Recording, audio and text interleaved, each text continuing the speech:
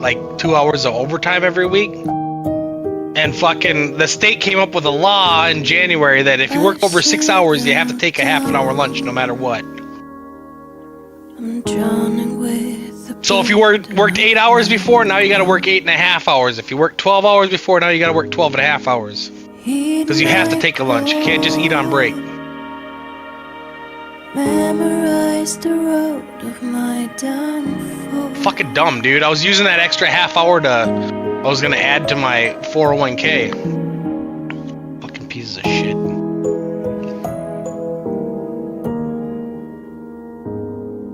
I understand.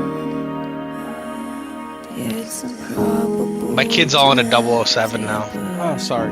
Well, yeah, bro. My state's got a similar law like that too, but I don't work overtime, so I'm sorry. Well, we don't have to work overtime. If you work over 6 hours, you gotta take a half an hour lunch. So if you worked a straight 8 before or whatever, or we'd have to clock out for our breaks, you have to take an unpaid fucking lunch now. Yeah, that's why a lot so if you work, like my schedule is 7 to 4. Not because I get paid for 9 hours, because I have 4 hours. Yeah, it's dumb. It's taking more of my life away. I don't think anybody's here. Anybody here?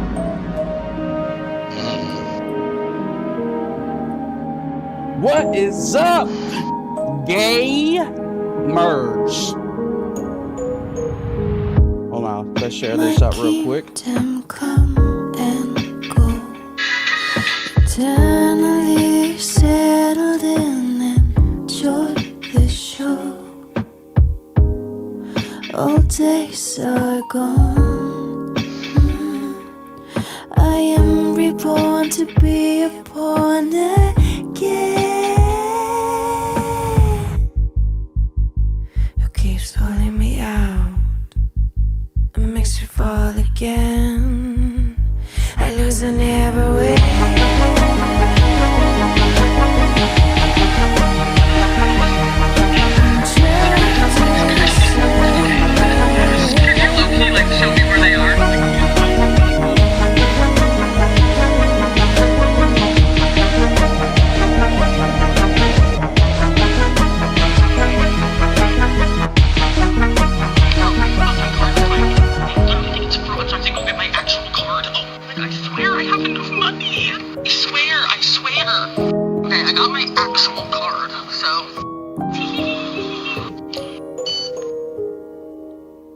Bam! Created and shared and ready to go. What is up, gamers? Y'all ready, man? Because we ready. Nelson survived, so he's ready. Hold on, let me share this to Discord so the ladies and gentlemen over our Discord know that we are officially live, ready to rock out with our cocks out. I've literally never owned it. Come with me to buy. Nelson, mute your fucking phone! There we go. Did you click on the link I shared earlier? I don't know, what was it? For my collection? No. I'm wondering if it works. I'm kind of confused to see if it works or not. Because it works for me, but every time I do it, it just shows like all my info, like if I just logged in myself, so I'm worried that it might not work, but whatever, somebody will tell me eventually. What up, Miku? I know you can't hear. We ain't got started yet.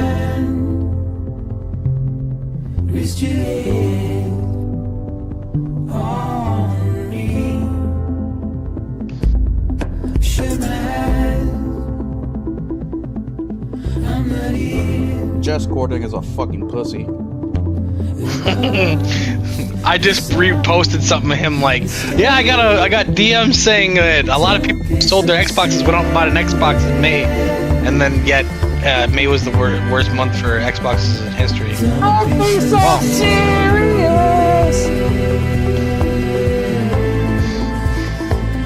Don't be so serious.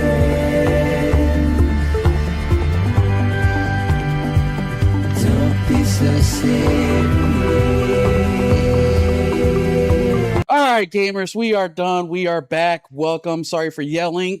Sorry, Nelson, but yes, Just Corden is a pussy, and unless you're talking cuss words about him, I really don't give a fuck about anything else about him and a lot of others out there on social media. But man, as your boy been active on social media, dude, I don't know what the fuck's going on, but my popularity is increasing, has been increasing on Twitter or X.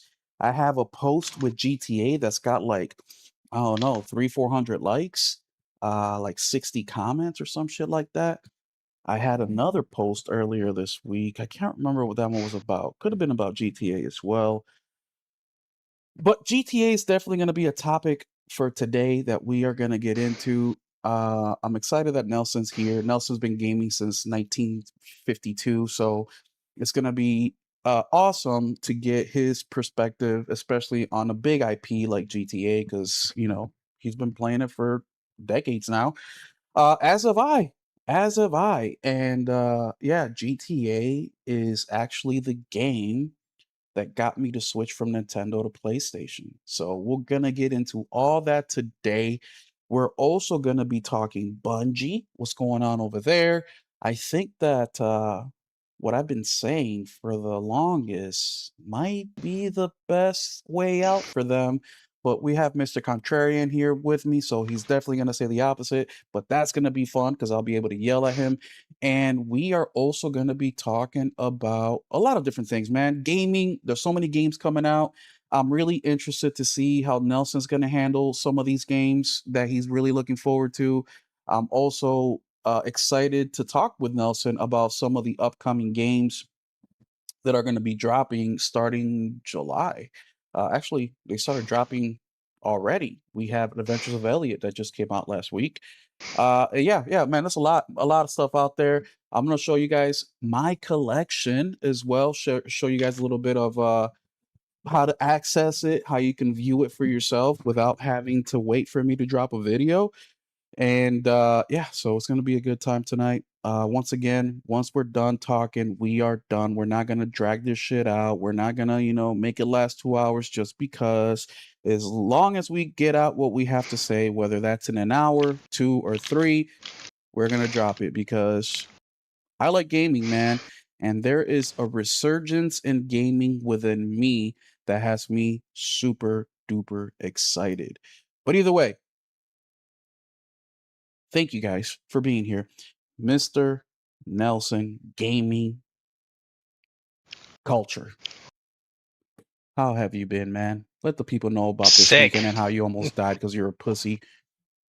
Yeah, I'm Well, pretty your sure I had body's a pussy. norovirus, so I spent the weekend shitting myself. I took off Thursday so I could stay in bed and shit all over myself.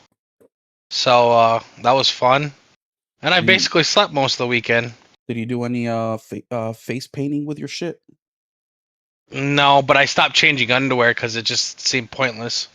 When my son was about, I don't know, 8 months old or something, we started crawling and shit. Dude, he fucking face painted the fuck out of me with his diarrhea, man, while I was sleeping. I will never forget that. What's up, Miku? What is up, Crash? My video game collection. What do you mean, what collection? What other collection we'll be talking about in a video game podcast? Video games. Yeah, I'm gonna show you guys my video game collection in a different way, though. Something you have in a way you haven't seen it before. That's gonna be the interesting part. Well, I'm glad Nelson feels better. Yeah, I know what it's like, man. I was just telling Nelson how January, February Yo, to of have to last. burn 10 hours of vacation though to just sit in bed and just fucking Boo! sleep and shit all day. Oh, you got sick for one time in like 15 years. Oh no. Look, I get it, man. It feels like it's wasted time, but look, our health is the most important. If we can't feel better, if we can't get better and stay healthy, how are we supposed to enjoy the things that we enjoy? Family time, video games, music, whatever your hobby is, right? Take care of yourself, ladies and gentlemen. We're getting older. We're not getting younger. I wish we were like Benjamin Button, sort of, where we just get younger with age, but unfortunately, it's not how it works. But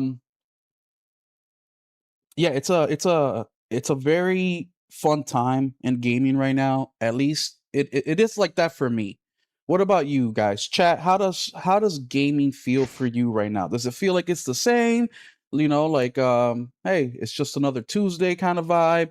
Is it exciting? Like it's hey, it's the weekend, I'm gonna fucking do something cool?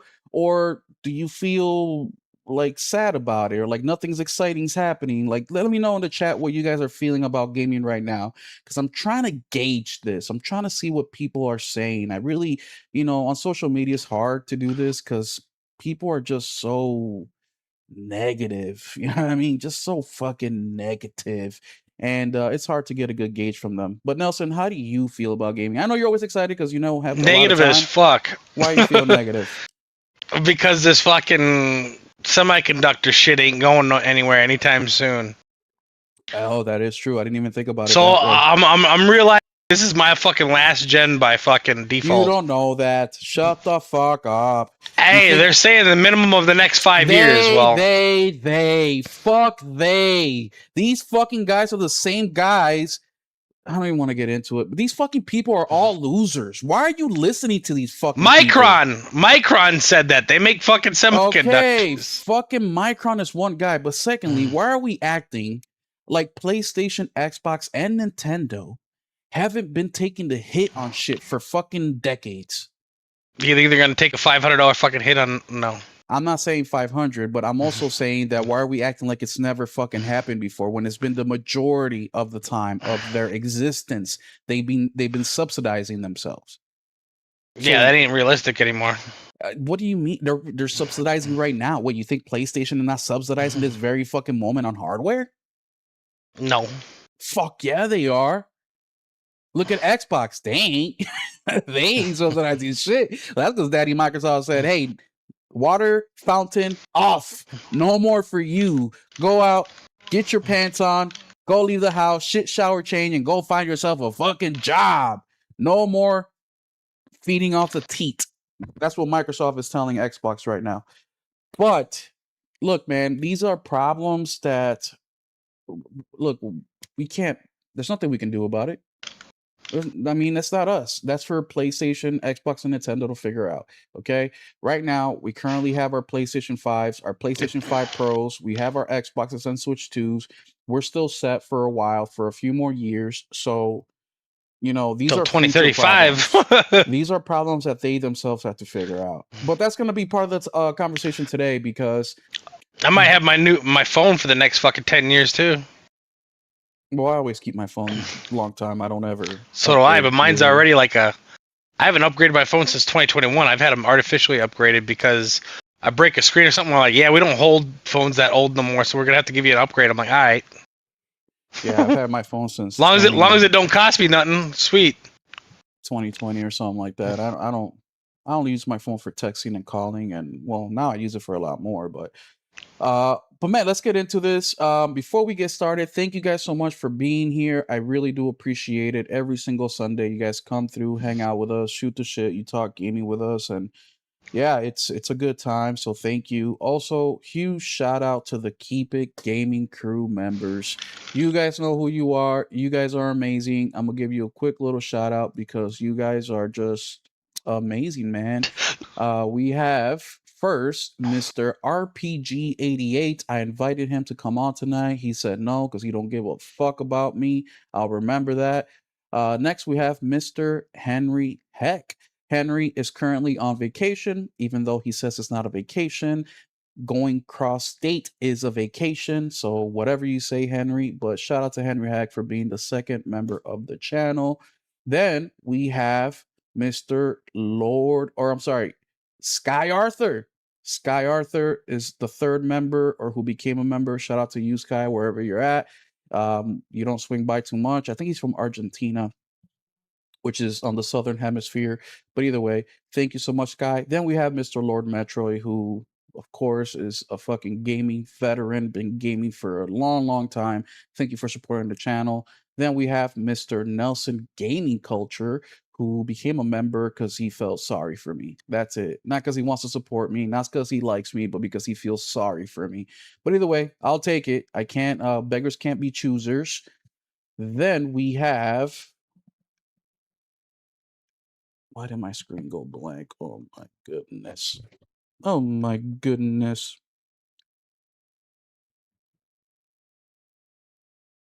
Talgeezy. Man, we got Talgeezy. I can't believe I almost forgot Talgeezy. Shout out to Talgeezy, 2 months strong. I appreciate you, bro. And then we have Mr. Steven Leone, who has been with me since the beginning, 10 months. Thank you, guys. Thank you, thank you, thank you. Also, guys, we're about to hit 4,400 subscribers to the channel. 4,400. That is an incredible milestone.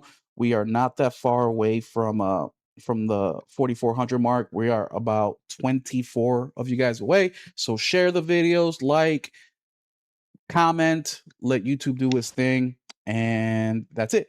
So to get started, Nelson, what have you been playing? 007. My kid's gotten into 007 now too, so we watched 2 007 movies in the last couple weeks.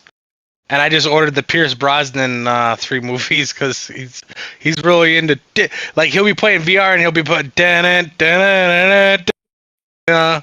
he's all into that shit now. That's good, man. It's fun when the youngest get involved into something, you know what I mean, like that. He's big into James Bond now. That's fire. Are you gonna let him play or guide him towards GoldenEye? The game? Yeah, it's on the Switch. He already plays it. Oh, okay, nice. What does he like better, the new one or the old one? The old one. The old one, yeah.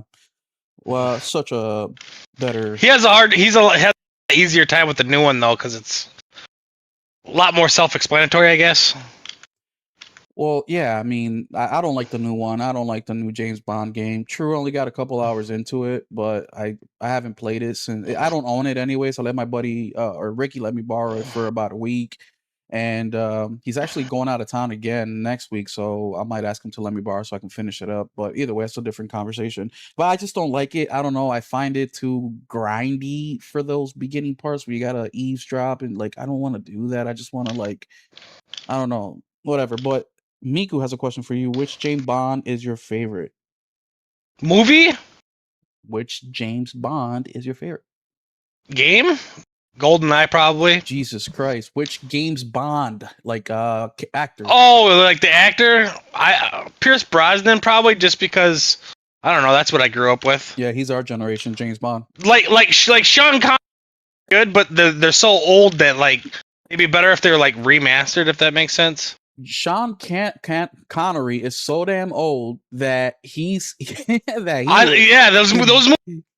70s. I thought the motherfucker was 70 then. No, John Connery's so old that he still beats his wife and is socially acceptable in his mind still. All right, that's how old that motherfucker is. And it's not a thing that I'm just joking with. He actually said that. Yeah, he said that. Sometimes a woman needs a good fucking good ass whooping. Fucking fire. That shit was funny as fuck. So that's all you've been playing is James Bond?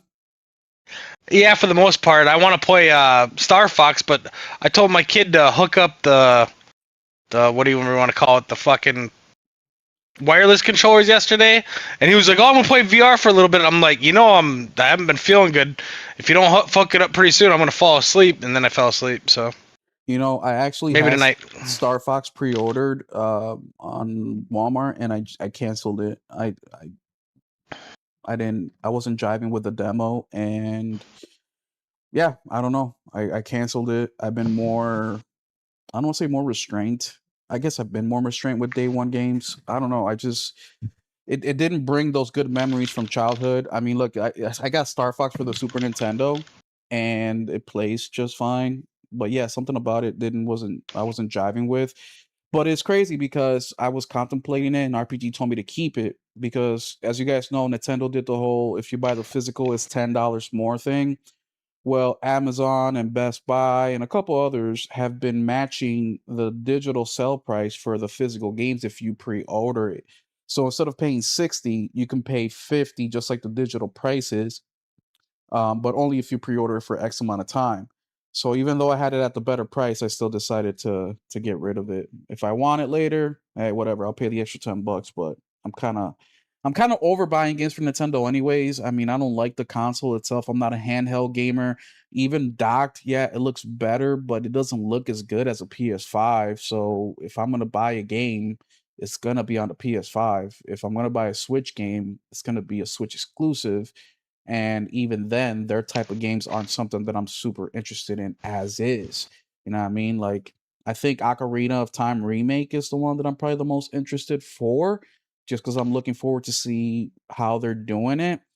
But once they show us more, then I'll make up my mind if I should keep that excitement or not. But what about you, Nelson? Are you excited for that Ocarina of Time remake? I don't like Zelda, but I'll get it for my kid. Oh, you don't like Zelda? That's Nope, interesting. Why? never have. I just never been interested in it. I don't know. I was a Final Fantasy kid growing up. I tried Zelda. I didn't really like it. I tried Oh, Majora's Mask. I tried Ocarina of Time. I preferred like Final Fantasy 7 and Metal Gear. Like when have I you played Nintendo, I wanted to play Mario 64 or Donkey Kong or have you played the kart new racing ones? or Like Smash. Tears of the Kingdom, Breath of the Wild? Yeah, I really don't like them. Yeah, me neither. And I forced myself to play them. They wouldn't be so bad, but that whole fucking break a weapon and go get it. Yeah. Like, nah, I ain't got time for that shit. For me, it wasn't even that part. It was I know people love this exploration shit, which is cool, but it Me wasn't for either, but me. I need a little bit I more don't like direction. I don't like games like fucking Crimson Desert where I'm just running around sandboxing it. There's got to be something attached to it. Like Yeah. I don't want to just run around and look for shit all day. Yeah, I've never I been a agree. sandbox gamer. What's up, Crash? Yeah, I heard that Skyward Sword was a good one. I'm actually thinking about picking up a copy of that. But once again, just because I've been so disappointed in all the other Zelda games, I don't know if I should spend the $50, $60 to get that one. Or I don't know if it's called Skyward Sword. I think it's that one. But either way, yeah, we'll see. The game that I've been playing this week is well, I just beat it day before yesterday, and that is Adventures of Elliot, which is crazy because I never played the OG Zeldas. I played a little bit of them. I don't want to go back and play them because they're just outdated. But the new Zeldas I played, I don't like. So I don't want to say I don't like Zelda. I just don't like the new Zelda games. Um, but Adventures of Elliot, I just finished and I loved it. I really, really loved it. Now I'm a little. I don't know if there is bias in that loving of this game because I went from thinking this game was turn-based and not interested in it at all to playing the demo, loving the demo, pre-ordering the game, buying it, finishing it, and loving it. So I don't know if because my or not my dislike, but my interest was so high, and then once I did play it, I liked it. Then that like increased a little bit more than it would have if I would have just been interested from the get go. I don't know if that's the situation, but right here in the screen, as you guys can tell, I finally got the good ending. There's 3 different endings in the game, and I loved it, man. Yo, what is up, Alex, with a $5 super chat? He says, "Sup, man? Just discovered the channel last week. Thanks to the algorithm. Proud you're advocating for physical media." Thank you so much, Alex. I really do appreciate that, man. We're gonna get into physical media conversation in just a bit, because with this whole GTA thing going on, I think that we have to remind some folks on some specifics. So we're definitely gonna get into that. But yeah, Ventures of Elliot, man, I absolutely loved it. The one thing that really pissed me off about the game is there are 3 endings. I got the bad ending first, and when I saw the end credits, I was so confused. I was like, "Wait a minute, what happened to this and that and this and this and that?" Well, I learned real quickly that I still had about another 10 to 15 hours of game left to get the good ending. And not because I needed to go all those hours to get the good ending, but because I wanted to, because I didn't want the game to end, which is kind of rare for me. Because as soon as I start to smell the end of the game, I start to get a little anxious where I want to kind of speed through things a little bit more instead of exploring as much as I normally do. I kind of start skipping things a little bit there. Instead of actually role playing, I just do the playing instead of the role. But with Adventures of Elliot, I didn't do that. But one of my big complaints with games like these is there are some quests and cutscenes in this game that you will not know about until you actually go to an area and just explore around. which I really hate that because I'm kind of stupid. So I miss a lot of those kind of cutscenes. And Adventures of Elliot did that for me. I saw cutscenes in backwards order, and that really kind of pissed me off, which is the same thing that really made me love it at the end. I know it's an oxymoron, but man, I am so glad that I played Adventures of Elliot. I beat it. It's a game that, man, I cherish a lot. It's Nelson's favorite 2D, 3D, pixelated fucking bullshit that I generally talk shit about. And it might be my game of the year. It might be my game of the year. I don't know. I don't know. But so far in 2026, based on the games that we've released so far, I think this might be the best one. But while we're speaking of that, let's go ahead and see what has come out in 2026. And I want to get the conversation started with games because the GTA conversation is coming, and that's going to be the majority of the topic or the big topic of the podcast. And I don't want to take it all up because I'm going to be very negative or what people consider to be negative, even though I'm just bringing some awareness. But let's talk real quick about some of the games that have released in 2026 because it's been a big year, Nelson. We have gotten some great news. We have gotten some terrible news in 2026 so far. But in 2026, man, we had Call of Duty Black Ops 7, which was terrible, right? The single player mode in that game, you couldn't even pause the campaign. Okay, they made it strictly online only. It was a pain in the ass. You had to use the bathroom. Well, you better wait till they put you in a position where you can do so. You cannot just pause the fucking game. That was a big flop for me.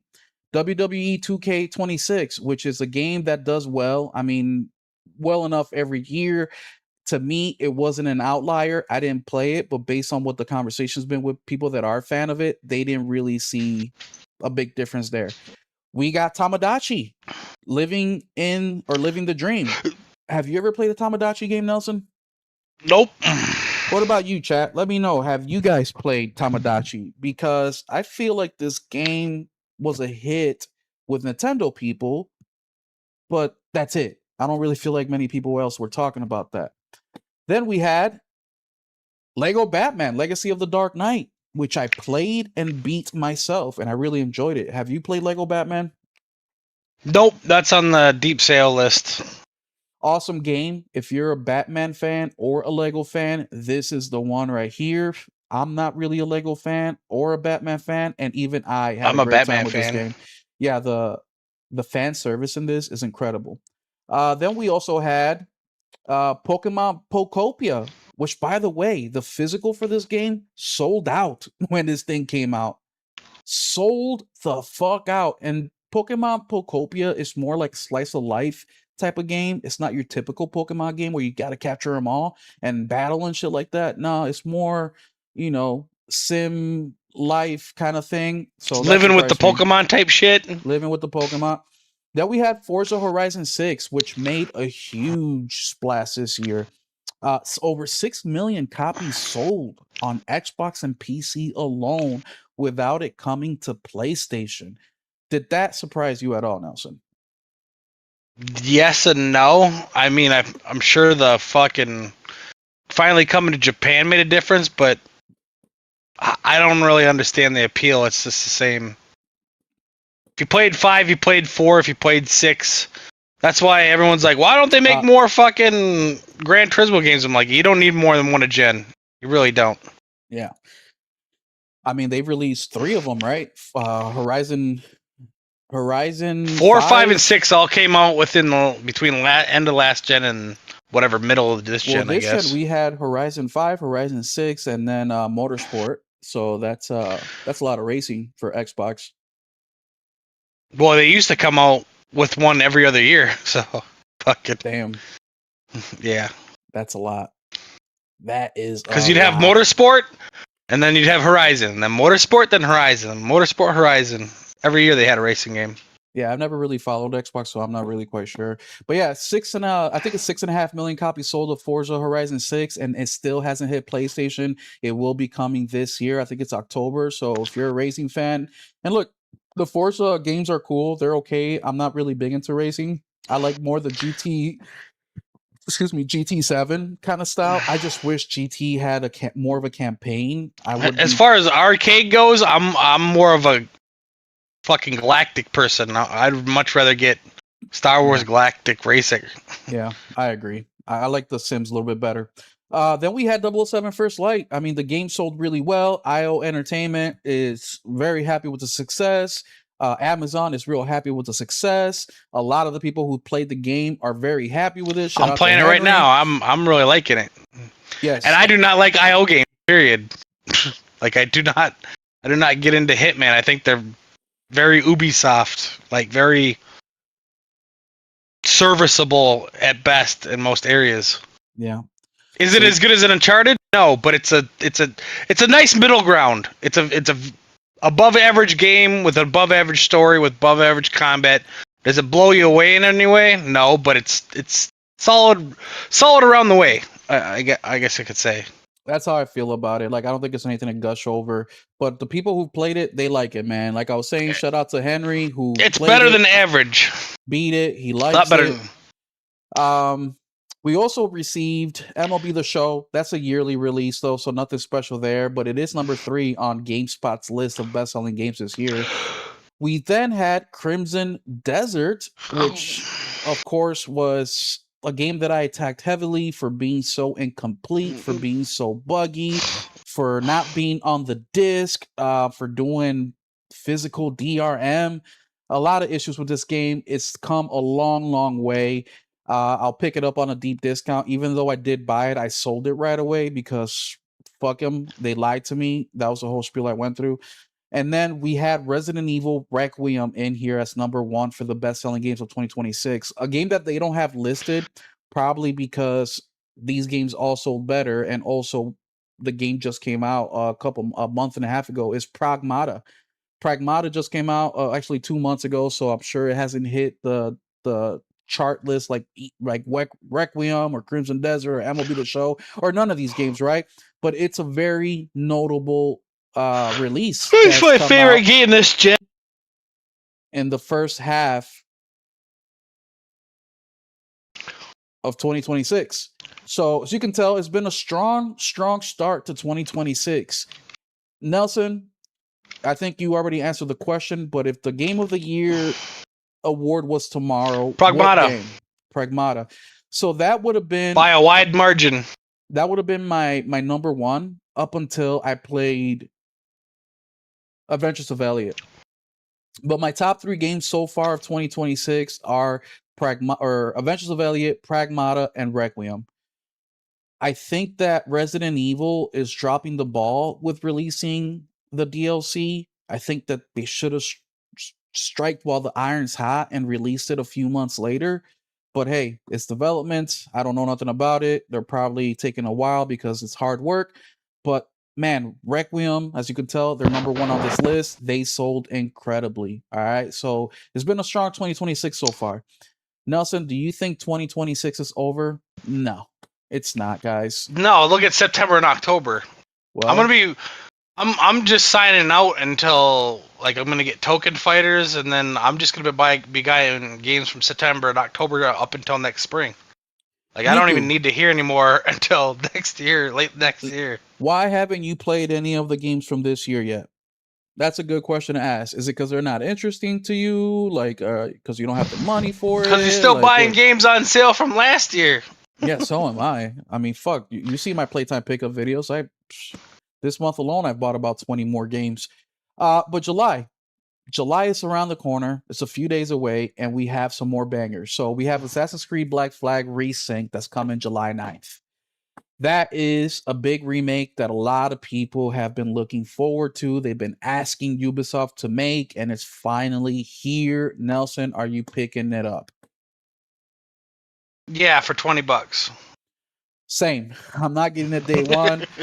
Especially we know that it's a Ubisoft game. They'll go on sale pretty quickly. I bought the PS3 copy. I bought the PS4 copy.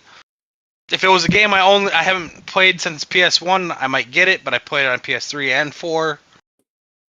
Well, not just that. I mean, I've never played Black Flag before, so it's a brand new game to me. But one, the game's not going to be on the disc, internet required. Not that I really like care too much about it because we have already Black Flag on the disc, but I just don't. I don't know. It's not calling for me.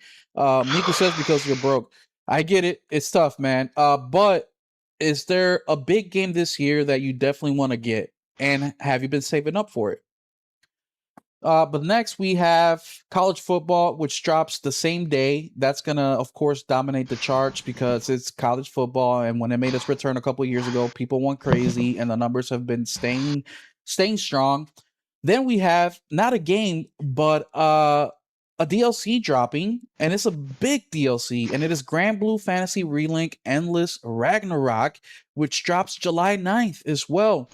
I've been playing Grand Blue Fantasy Relink, try to finish it up to get ready for this DLC. I probably will not get to the DLC in time, but man, I'll pick the DLC up on sale sometime. I'm excited. You know, the cool thing about Grand Blue Fantasy Relink is that even the developers didn't think it was going to be as successful as it was. So Mika wants to get Wolverine, and yep, he's got the money for it. Dope. I don't want you to go this whole year without getting at least one game that you'd like. That's fire. Miku, and don't let it confuse you. Being an adult, making adult money is great, but then you don't have the time. Okay, so yeah, exactly. When you're a kid, like look at my kids all day today. You know who benefits from all my games and shit? My kids, because they got to unload the dishwasher and take out the trash, and the rest of the day they just sit and fucking play video games all day. Everybody in this fucking house enjoys my money more than I enjoy my fucking self. Exactly. Okay? Me it's too. Fucked up world we live in. But I tell my kids to get out the VR and take out the fucking trash. Did that get done next week? I asked one thing. Now the goddamn trash is exploding. The recycling is exploding. It was too much to ask. Fuck you, Dad. I do what the fuck I want. They had fucking 16 hours to play video games. I wanted fucking 5 minutes of their time. Could I get it? No. It's like, shut the fuck up, Dad. Hurry up and pay the fucking bills and buy more games. As a matter of fact, get some more Mountain Dew, you fuck. That's what I feel like my kids say to me We're sometimes. out of ice cream. Where the fuck's my candy? Yeah, where's my dinner? When are you taking me bowling? Exactly. Man, fuck them kids, bro. They don't deserve shit. Then after that, we have Echoes of Aincrad, which is a Sword Art Online game. Now, I'm gonna make a confession to you guys. You're hearing it here for the first time. I just pre-ordered Echoes of Aincrad Ultimate Edition. The first time that I have bought an Ultimate Edition of a game in, I think, 2 or 3 years. And I did it for this one. So I'm super excited for that game. I cannot wait. I just bought Fatal Bullet not that long ago, and I've been playing a little bit of it, but I'm really trying to finish. I'm trying. What the fucking game am I playing? I am trying to finish Tokyo Xanadu EX before I start playing Fatal Bullet, because I don't know. I've been on my JRPG swag the last couple months, and yeah, that's where I'm at. But after that, we got Power World releasing its 1.0 on July 10th. So take a look at this. Assassin's Creed, college football, Grand Blue Fantasy Relink DLC, Echoes of Aincrad, Power World 1.0, all July 9th and 10th. Just in those 2 days. Now, I understand that Echoes of Aincrad is not like your big AAA game that's getting a lot of attention. I also understand that Power World was early access for these last couple years, but I haven't played it because it's been in early access. Now that it's coming to 1.0, it is a game that I want to play and that I am gonna get. So I should have taken advantage of the sales, but fuck it, we're here now.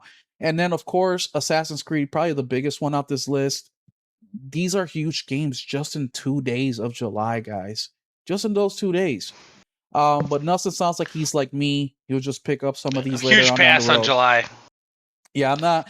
The biggest game I'm looking forward to in July, obviously, is the Sword Online game, and then the Halo, which is dropping at the end of July. But yeah, man. I'm looking at summer like, how much am I going to invest in games for the summer anyways? I'm gone this weekend, I'm gone that weekend, I'm gone this weekend. Fucking, you know what I mean? Yeah, no, if I had my weekdays to just sit around and play video games, it'd be a different story. My life out way more than that. I've never swamped my summer times. Fuck that. I'm an introvert as is. So like when I'm done with the podcast, I feel like I ran 15 miles and I just want to go fucking chill and not talk to nobody. And I stay like this till about Monday night. So I am literally using up all my fucking social energy during this podcast because I just fucking hate it. I'm not the type to just be social all the fucking time. So I don't plan out my blocks of time out like that because I know how I am. But later on in the Well, month, when the kids don't have school is fucking when we gotta do shit. So you're homeschooled. You can kind of make up your own hours. I do. Next I we can't. have the end of the month. We have Splatoon Raiders, which is a game that I'm gonna get. It's a single player game. You have a campaign in there. I'm really excited for that. I think the Splatoon games are a cool little, premise. And of course, we have EverQuest, which is going to be a PC thing, but I heard a lot of people talking about EverQuest on social media. I know a lot of people are excited for that. And then we have the Halo campaign Evolve, which is dropping July 28th, on top of a whole bunch of other shit, as you see here. Avatar, Dino Blade, Gray, High Time, Secret. I mean, there's so much shit, right? But then in August comes around. This is where things start to warm up for the big AAAs. This is where things really start to warm up. So we start with Hell Let Loose, and I'm starting with Hell Let Loose because Hell Let Loose is big, and they're doing a Vietnam era, and it's also right at the time of month where a lot of the other big shit comes out. But then we have Hell Let Loose Vietnam coming out, Madden NFL 27. We have Metal Gear Solid Master Collection Volume 2. We have Resonance, A Plague's Tale, August 27th. I was sold on that game. I'm not day one on it anymore. I have to see more. But Star Wars Zero Company, a lot of people are super hyped on that. But from basically the middle of August to the end of August, it's going to be packed. Any of those games that I mentioned, Nelson, are going to be day one for you? Token Fighters is the only thing I want in August that I know of. Tolcom? Token, yeah. Oh yeah, that's August 6th. I completely skipped. Oh shit, I forgot. Yeah, Beast of Reincarnation is also early August. Yeah, so you have Tolcom and Beast of Reincarnation dropping within a couple days of each other. Just superficially looking at August, there is 3 games that I definitely want to play. Beast of Reincarnation, Marvel Tolcom, I may check out. I won't buy it day one, but I'll definitely want to check out later. And then of course, the Metal Gear Solid Collection Volume 2 and Star Wars. Actually, there's more than 2. Fuck. Star Wars Zero Company, I think that's a turn-based one, so I don't care too much. But what about A Plague's Tale, Nelson? Are you in there for that one, or are you still not sold on it? Oh yeah, that one I'll get. I forgot about that one. Okay. I love Plague's Tale. Then in September is where the things heat up, right? So Orbitals, which is a Switch 2 exclusive, drops September 3rd, which I already have pre-ordered physical, right? That game looks so cool to me, but I have the physical. It's a complete in-cartridge physical, which is super exciting because you guys know Nintendo does the key cards. Then on September 3rd, the same day, we have The Blood of Dawnwalker, which I haven't pre-ordered yet, but I'm probably going to end up buying day one. I may not. I don't know. See if I can control myself. Then September 9th, we have Valheim. Then we have Wolverine, September 15th. Then the 17th, Fire Emblem. Then the 17th, Trails in the Sky, second chapter.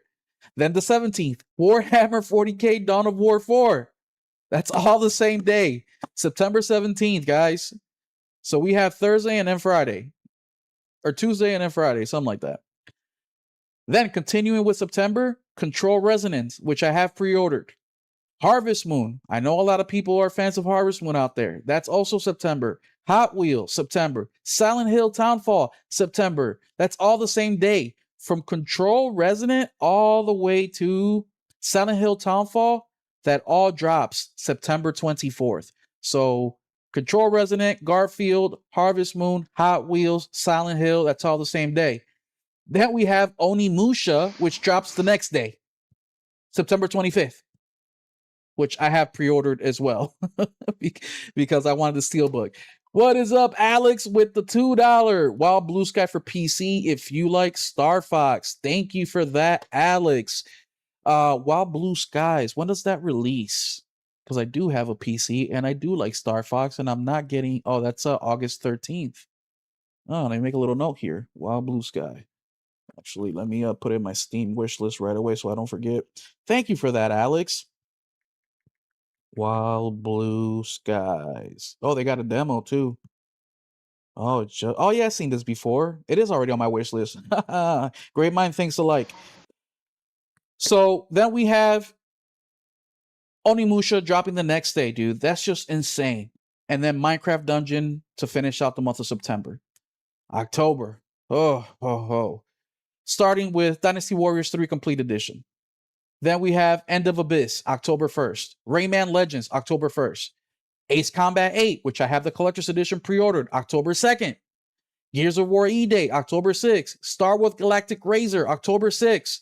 Kingdom Hearts Collection 1, 2, 3, October 8th, which is the collection that you will have to buy if you are a Switch 1 owner of these games, because Nintendo and Square Enix are taking it away from you, and you have till June 2027 to play them. That's fucked up. Then we have Sesame Street. That's for Nelson. Right there, day one. Planet Zoo, Valor Mortis, all the same day. Castlevania, Belmont's Curse. I have that I'm not gonna lie, I pre-ordered. actually do want that Garfield game, but it's gonna have to wait when it's in the slot that it's in. That'll be on sale. Tales of Eternia remastered. Final Fantasy Resonance. Nintendo Switch Sports. Call of Duty Modern Warfare. One Piece. Hello Kitty. Phantom Blade. That is all October. And look how small November is. We have Godzilla, November 3rd. And Barbie. Wielders of the Essence, November 5th. And Barbie Rewind, November 12th. After that is GTA. And that will transition us to our main topic of discussion. GTA. So, and just for you guys to know, December, we got Dragon Quest. That's it. So, big differences there. But GTA. Oh my goodness. Nelson, are you picking up GTA day one? Nah. Why not? I've been over GTA since PS2, man. I don't know what to tell you. Did you play GTA 5? Nope. So you're just over GTA completely. Yeah. Okay. I'm not over GTA. The last GTA I finished, I think, was Vice City. I think I made it most of the way through San Andreas, but I was overseas, so I played it a few hours here and there, but I didn't care. So a little backstory real quick, guys, because I don't You know what was better than that? Both of those? Sleeping Dogs and Scarface. Your mom is better than those. My opinion, sorry, just how I feel. GTA. So if you guys don't know, I'm sure a lot of you do because I've said it numerous times. My very first console ever was I the didn't Super finish Nintendo. 4. I went from Super Nintendo to N64. From N64, I went to PlayStation 2. Why did I go to PlayStation 2? Because PlayStation had all the damn games. Of Grand Theft Auto Vice City. That was the game that I wanted to play, and PlayStation had it. That was the game that got me to leave Nintendo, which, by the way, I was happy with Nintendo. But that game, I wanted to play so damn bad. I remember I set up my parents in the living room. I called a family meeting. And by the way, there is no such thing as family meetings in my fucking household, okay? It is, we're the parents, we say what fucking goes, and you shut the fuck up and like it. They actually gave me 45 seconds of time to listen to me, and I gave them a presentation of why a PS2 with GTA Vice City, what is the thing that I needed to get. I even fucking sold the shit out of it. Like, Dad, you can watch all your DVDs on here. You don't need a DVD player. My dad says, I already got 3 of them. But Dad, it's all in one. And they got it for me. Thank you, Mom and Dad. You won't need a 4th. We don't need a 4th. But instead of taking a DVD player and a PlayStation or a video game console on vacation, you only gotta take one. No, I ain't bringing nothing on vacation but my clothes. My parents didn't fucking play that shit. Fuck, man. My parents were so strict with me. But yeah, that's the shit I was talking about. When we go on vacation, when we go to Wisconsin Dells, when we go to, whatever, when we go to freaking, Indiana, when we go whatever, we can take it with and you can watch a movie still. Of course, that didn't play, and after 45 seconds to a minute, they told me to shut the fuck up, and even my sister laughed at me, and they all left the living room, which was rare because the living room was never by itself, right? There was always somebody there. But I disgusted them so much by calling a family meeting and taking up a minute of their time just to talk about video games, right? So when the following that I'm going to say about GTA, I'm not saying it from a place of malice. I'm not saying it because I'm a hater of Grand Theft Auto and Rockstar or anybody who likes digital games. I don't give a fuck. As you guys know, I always say look for reasons to play a game. Stop looking for reasons to not play a game, right? But we have to talk about this because this is going to be very impactful for not just GTA, but for the video game industry in general. And we're already seeing things that are taken in shape just out of this fucking pre order announcement a few days ago. Number one, GTA dropped an announcement of opening up the pre orders, and then a few days later, they opened up the pre orders. They're doing a couple things differently. They're charging you $80 for the standard edition and $100 for the ultimate edition. Those are the two editions that you have to pick from. Okay, those two.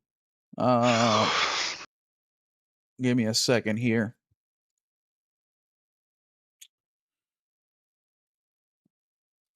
Can't believe I don't have this pulled up already. I'm sorry.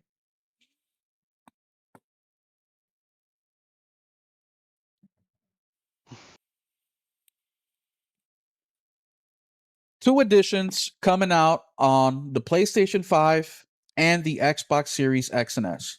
Those will be the places that you can only play GTA 6.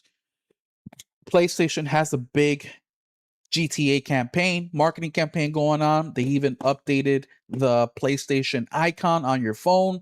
It now has the GTA colors on there. But those are the two editions you can get.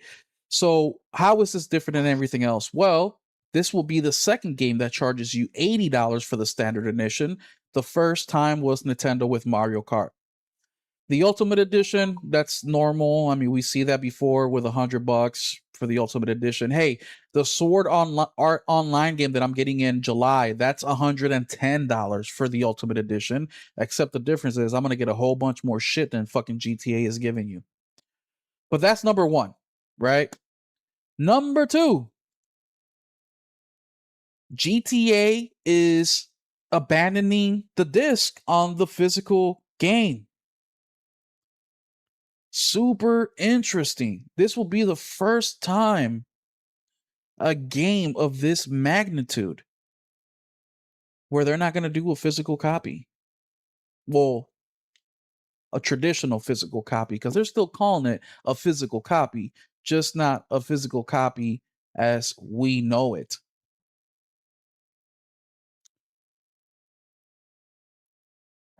There has been rumors that GTA is going to do a physical copy later.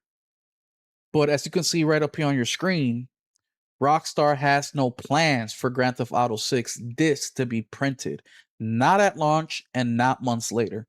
So we got to get that out of the way because Rockstar hasn't announced anything about physical games or a physical copy being printed. All that is speculation. Speculation, that is it. So that's another thing that they're doing that's completely new. Completely new. Secondly, or thirdly, I would say, is they have been selling out of these physical copies that don't have a physical disc, only have the digital code. And I think that's what I want to talk about a little bit with Nelson here and you guys here in the chat. And what's up, Randy Bateman? He says Vice City was my favorite GTA game. I remember buying it in 2002. I was 36 and my friends thought I was too old then. I ain't pre-ordering the new one. What's the rush? Not like they're gonna run out of being digital. Give them $100. No interest loan. Screw that. I agree, Randy. So Nelson, I have been seeing people pre-order this thing on social media, posting their screenshots, being excited about it. Okay, cool.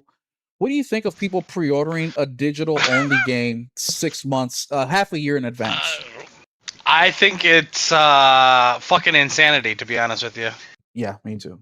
You haven't seen the fucking game at all, but you're just throwing your money out there because they might run out of digital copy. Like, I don't fucking get it. I'm not gonna lie. The only reason I pre-order anything is because with the physical, if you don't get it in a couple days before, I ain't gonna get it by the weekend. Yeah. When I'm off and can play it. That's it. Otherwise, I would usually buy it.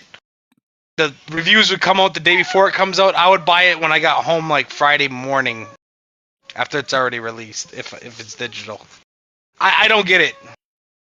Well, I don't understand it either. Especially because they didn't even show the goddamn. Yeah, they haven't showed anything yet, and people are already giving them $100 just because For a they're logo. Rockstar. Just because they're Rockstar. For a logo. I don't understand it. And I made a little tweet here. I made a little joke, right? I said, why don't y'all just pre-order GTA 7 and 8 while you're at it? And look, I got 623 likes, 64 comments, which is rare for me. Look how many likes I get normally. Look at this. For saying I beat Vegetal Valley, I got 9 likes. One of them is me. You know what I mean? Look at this one. Okay, stop it. Everyone acting like Rockstar can't chew gum and walk at the same time. I got 1 like. Let me like my own shit because I'm myself's biggest supporter.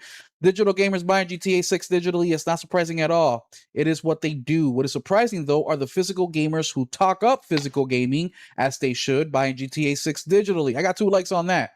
As you can tell, I don't get likes on fucking Twitter. But on this post, I got 600 and something likes. Why do you think that is? Because people see the ridiculousness in you pre-ordering something 6 months in advance. Whatever happened to saying they have I'll to see what earn the our game money? looks like. I'll see what the game looks like. What's performance like? Are there any bugs? Are there any glitches? Yeah. Find out it runs at at 25 frames per second and fucking looks like ass. Fucking, it needs another 6 months, but they need that money right now. Well, then you could give them that money later when they're fucking ready, when it's ready to go. You already gave them your money. You ain't get that back. Guys, there are pre-order bonuses that you get for pre-ordering the game, okay? You get those pre-order bonuses if you pre-order the game the day before 10 minutes before it comes out, or fucking okay, 10 months before it comes out. Fuck. You pre-ordering the game 5 months in advance doesn't get you anything. And I've seen people saying, and this guy's funny as hell. It's a Will's farming Twitter view so he can pre-order the Ultimate Edition, guys. That's true, because I'm gonna get all of 2.5 cents for this. And then we have this guy. Let's talk about this guy real quick, because he brought up some points that are just moronic, right? First, he calls me the fun police, but that's not what I want to bring up. He said, why do you care how I spend my $100 now or $100 on 11/18? There's literally no difference. You must be a card-carrying member of the No Fun Police. Let people have fun. And that's okay, but just say that. You know what I mean? When I ask people, why are you pre-ordering the game 5 months in advance? They'll say some dumb shit like, because it's burning my hole in my pocket. Yes, it's burning a hole in my pocket. What's the difference between buying it now and later? Well, how about the fact that you might die next week and now your family's out of the extra $100, right? But some people, I think the most popular reply to this is people saying some shit like, I have it now, I don't know if I'll have it then.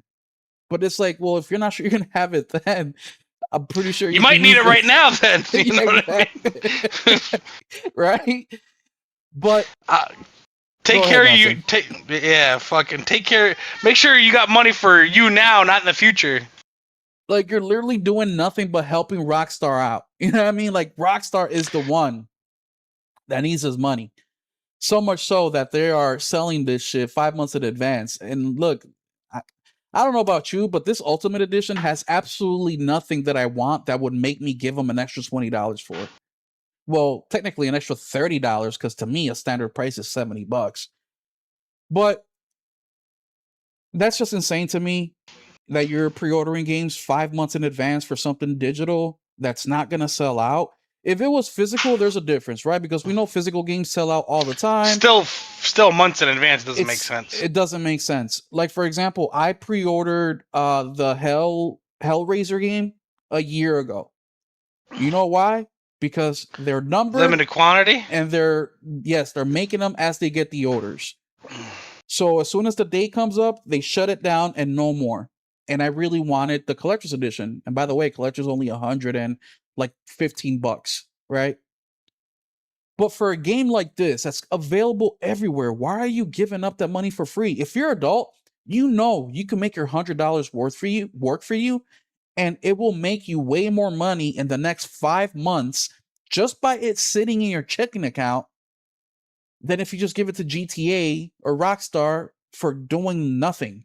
They haven't shown you shit about the game but 2 trailers. They haven't told you if it's going to be a steady 30 frames per second. Are we going to get 40 frames per second? Is it going to be broken, buggy? And that's if they don't delay the fucking thing. That's if they don't say, hey guys, in October or September, hey, by the way, we came across this issue. We're going to delay it till February. That's without none of that shit. Yeah, I got my gadgets online. Let's go. I just don't understand that, right? But then, the thing that I have a problem with is they're abandoning the disc, okay? And let me pull this up because people, let me show you how grimy Rockstar is. Let me just show you. And look, I got this stuff from Grumps because he had it all organized. I don't really, follow him a lot, but he had it organized, so I'm gonna read it off him. He says, yeah, Rockstar lied to you. Back in February, the internet caught the rumor that GTA 6 will be digital only to fight leakers. Take-Two CEO Strauss Zelnick came out to say that's not true. Remember that, guys? When he did one of the very few interviews that he does, which is to the Hollywood Reporter, he came out to say that. The online will have monthly, Randy. Technically, he used weasel words. He never said there would be a disc, and he claimed a strong physical presence. What he meant was an empty box. Will anyone care? No, it would still sell. But why did he have to lie? And this is a great point that he makes here, because why did he lie? Why did he use words when we know what they mean, but he's not wrong for using them the way that he did neither. It's just very, fence sitting type of words. But that's what they think of you as a customer. Same thing with the Crimson Desert people. Remember when the marketing guy had a crash out online because people wanted to see the console version of Crimson Desert, and he started fucking accusing gamers of being too demanding? And guess what? When the game released, it was a broken, buggy mess. There's a reason he got offensive. There was a reason he lashed out. It's because people were onto his shit. But for some reason with GTA, it's like they're the second coming of Jesus Christ, our Lord and Savior. What's going on, guys? All of our logic when it comes to pre-ordering games just goes out the window because Rockstar has had some banger-ass games? Like CD Projekt Red didn't release Cyberpunk 2077? Remember, before Cyberpunk, it was the same shit. CD Projekt Red, you can't miss. The Witcher, Witcher 2, Witcher 3, they can't miss. And then they dropped Cyberpunk 2077, so much so that they had to give refunds out. Y'all remember that? But now GTA is immune from this. Why? I don't know. Let's talk about their $2 billion budget real quick. And like I mentioned earlier, guys, I'm not hating on GTA 6. I'm excited for GTA 6. I'm just not going to pick it up day one because I don't want to spend $100, $80 on a digital game.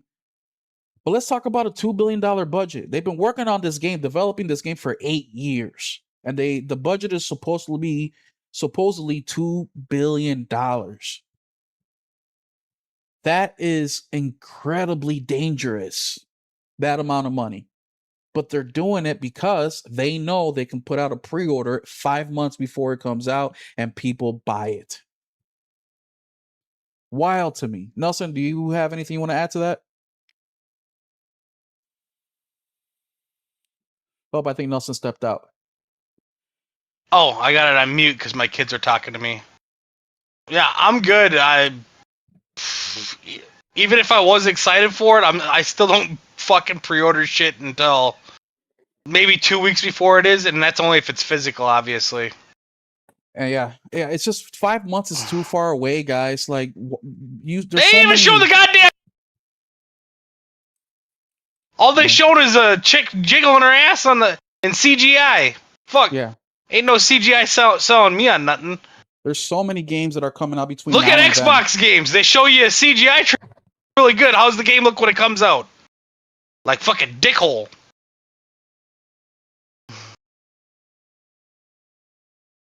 I'm not saying it's gonna. It's got a $2 trillion fucking budget or whatever, but fucking, you don't know what it's gonna be like. Fuck.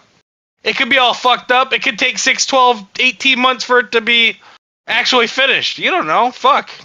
Yeah, we don't know, and it's just way too early to tell. It's just way too early to tell. But you know what? Hey, if you want to pre-order, do your thing. It's fine. It's your money. Fuck. You gotta deal with money. it. But just remember, if you are an activist on social media about the shit that we're talking about, don't pre-order games till they show us that they can perform well. Don't pre-order games till they can sell us on the game. Like, I'm keeping a fucking eye on you because you're basically breaking the rules to get your back bust open by your fucking boyfriend instead of letting your husband do the dirty things to you. That's what you're doing. You're a cheating whore, is what you are. But this is just the tip of the iceberg, guys. Just the tip of the iceberg.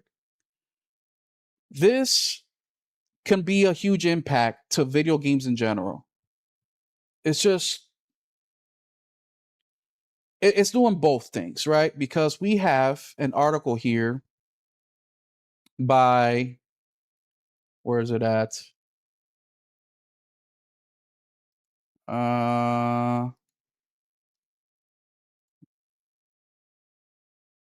Right here. So multiple retailers drop GTA 6 after physical version is confirmed to be a code in the box. All right, and we're gonna read a little bit of this article because this is important. And I know some people are saying that these retailers are signal virtualing, but they're not. And no, they sell physical games. Exactly. If you're not selling a physical game, you do no good to sell your product. Exactly. We have here GTA 6 is in effect a digital only release. You'll be able to buy physical boxes at retail come November, but those will only include a code to be redeemed for a digital copy of the game. For some boutique retailers that specialize in physical games, that doesn't exactly sound like a future worth supporting, which is why they've decided to drop GTA pre-orders altogether. One of those stores is VGP, which if you guys watch my video, I buy a lot of games from them. Shout out to VGP, a Canadian retailer that's becoming prominent in the collecting scene for its regular restocks of rare physical titles and its willingness to document such minutia. Now, I just got Berserker from them for PS4. Shout out to them because that thing was sold out everywhere and they got a restock and I got a copy, so thank you. Specific cart versions or revisions of Nintendo published Switch games, it's a go-to outlet for people who still care about physical games, and it has a standard policy of not carrying code in the box releases. That's not changing even for a juggernaut like GTA 6. For nearly 40 years, VGP has been committed to supporting physical media and preserving the value of physical game ownership. The retailer says in a message on Blue Sky, as part of the commitment, our company policy is that we do not carry physical products for video game consoles that contain only a digital download code. And it's not VGP. We also have Loot Box Gaming getting involved with this as well, and a couple others, which is huge.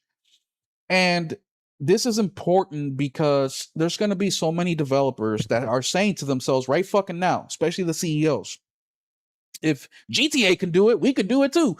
No, the fuck you can't, bro. You're not GTA. You're not Rockstar. That's number one. Get that shit out of your fucking head, okay? You're not the 6'2" fucking tall, dark, and handsome dude who can just fuck bad bitches left and right because it's a Tuesday. No, you actually got to wake your ass up, go to the gym, look good, smell good, make good money, fucking plan a date out. And then maybe after the 7th date, she'll let you touch a titty. Okay. You're not in the same playing level here, player. But there's going to be a lot of these guys that are going to try it. Xbox was one of those guys that tried it. Remember Outer Worlds 2 and how they tried to sell it for $80 when Nintendo did Mario Kart at 80? They had to reverse that motherfucker like a few days later. Like, hold up, we're not Nintendo, we're not Mario Kart. We can't sell games for 80. That I think a similar thing's going to happen. But what will happen is, I believe, once again, we're just opinionated here in this podcast, is that more and more publishers are going to take the opportunity to just say, fuck it, let's skip a physical this time. Like we've been seeing over the last 4, 5, 6 years, right? We've been seeing that. But I think things are going to ramp up a little bit. What do you think about that, Nelson? Do you think more developers are going to take the chance and say, fuck it, no more physical? Absolutely. Especially if they're a big game and it fucking people are like, well, they didn't give a shit for. It just sets a bad precedent. It does. What up, Tariq? And for those of you guys out there that are a digital gamer and you say, who gives a fuck? Digital doesn't or physical doesn't affect me. Yeah, the fuck it does. Physical games keep the industry honest in a way that digital only can't. When everything is just a license tied to one store, publishers get comfortable. They control the entire pipeline, pricing, and access. Look at digital game pricing right now, guys. They are charging you the same as a physical. Remember when they were supposed to change that? Remember they were supposed to be cheaper because it's digital? They don't have the cost that goes with physical? I have a tweet here by, what's his name? Let me look it up real quick because he makes a great point. Where is it at? Hold on, give me a second. You should be getting digital games cheaper, but you're not. I mean, you do, but years later. And I have some examples for you to show you what physical does for you as a gamer. Hold on, see if I can fucking find it here. Damn it, I don't think I can. I should have organized this a little bit better. But here we have a tweet by Colin Moriarty. And he says, manufacturing disc is extremely economical. I speak from experience. I funded 2 physical runs of Liliemo with a third on the way. At the insane volume they print, they barely notice the cost of putting a disc or disc in a case. There are other reasons. And this is coming from Colin, who's actually published physical games his damn self. And he's telling you it's not that expensive. What's another thing here that I've made a video about this my damn self. Back when I bought Popcorn Rocket, I made a whole video talking about that game. And did you see the video I put up of the guy making? Yeah, he went through his whole physical journey. Yep. And here it is for those of you guys that haven't seen it. Along with the PC, DVD, ROM, and you. That's me. That's my video. That's my voice. And in this article, I tell you all about the cost of trying right here. So this is how much it costs to at least get your game rated by the ESRB.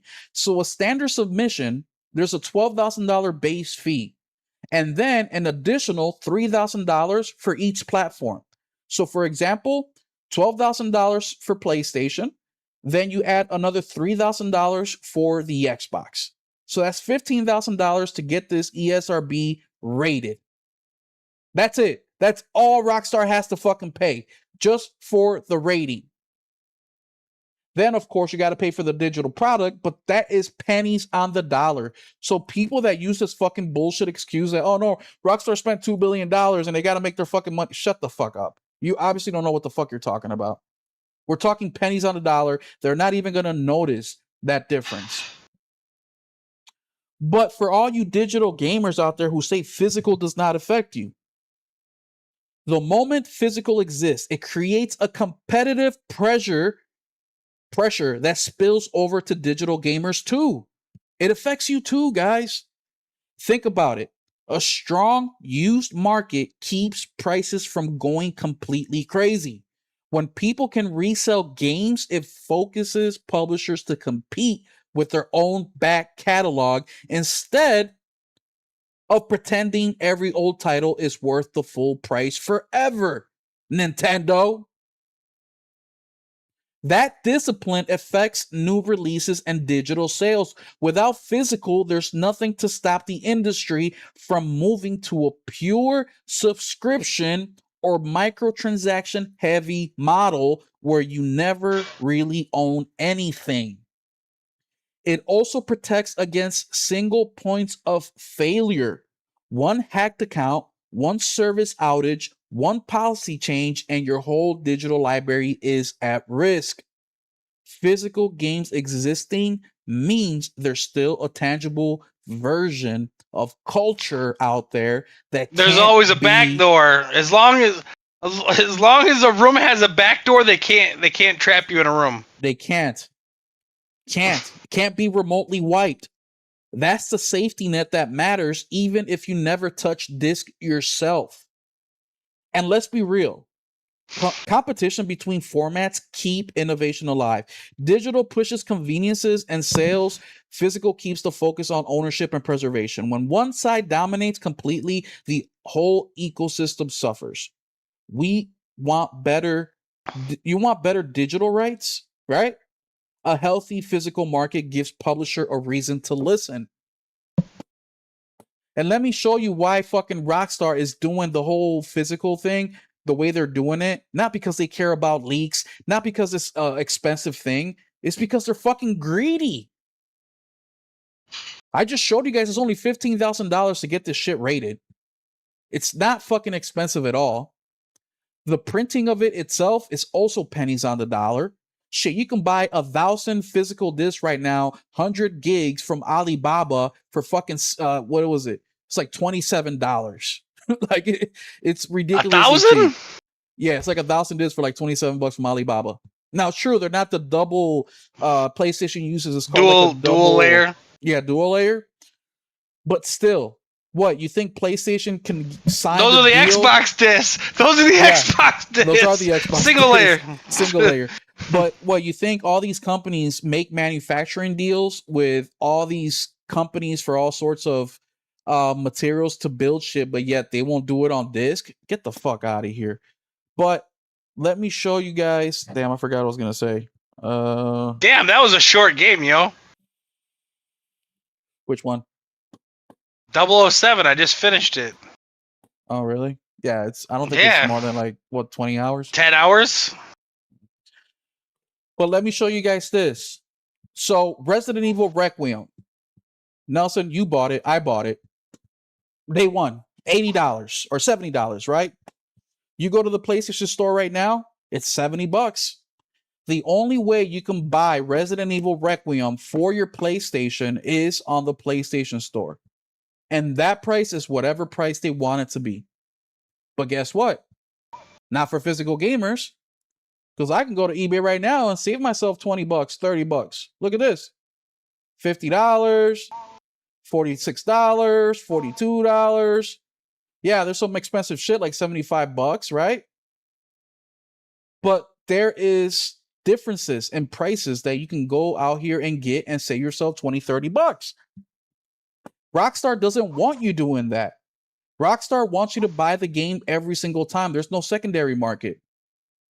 Pragmata is another game that just came out. Look at that. PS Store, $60. You can just go out to eBay, get it for a little bit cheaper. $55, $46, $48. Yeah, Randy's right. All sports games are a monopoly now because they sell the license to one bidder. They used to be like, yo, it's 30 million or whatever to the NFL name. Now it's no, the name goes to the highest bidder. So whoever outbids the contract gets exclusive rights to whatever, UFC, fucking FIFA, fucking MLB, whatever. Yep. Which is smarter on their part, but it fucking sucks for competition. Yeah. They're guaranteed their check. Well, it just doesn't suck for competition. It sucks for your bottom dollar, for your wallet. You know what I mean? We just talked to Miku. Shout out to Miku.